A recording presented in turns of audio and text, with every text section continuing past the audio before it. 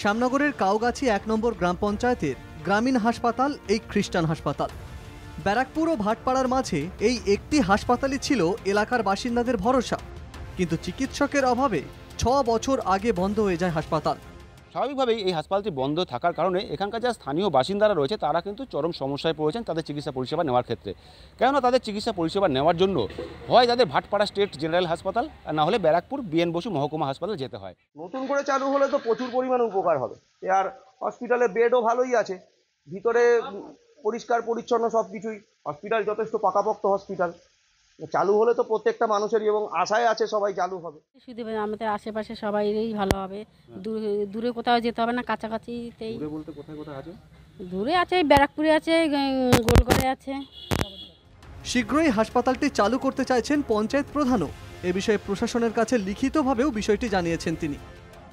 রাজ্য সরকারের কাছে আমরা দরবার করেছি, আমাদের ব্লক স্বাস্থ্য দপ্তর তারা দেখেও গেছে বিষয়টা। এখন সেখান থেকে এখনো পর্যন্ত আমরা কিছু পাইনি, তো চেষ্টা চলছে। এমপি সাহেব, এমএলএ সাহেব দুজনেই এই ব্যাপারটা নিয়ে খুব উদ্গ্রীব। নতুন নতুন হাসপাতাল, নতুন নতুন ওপিডি, সেটা উদ্বোধন হয়, ইনগ্রেশন হয়, কিন্তু যেটা আছে সেটা ঠিক কিভাবে হবে তার উপরে কোনো চিন্তা ভাবনা সরকারের নেই। এখন এই হাসপাতালটি চালু করার কিন্তু যথেষ্টই উদ্যোগ নেওয়া হতে পারে এমনটা কিন্তু জানানো হয়েছে, কিন্তু এই হাসপাতাল কবে চালু হবে তার কিন্তু কোনো রকম সদুত্তর পাওয়া যায়নি।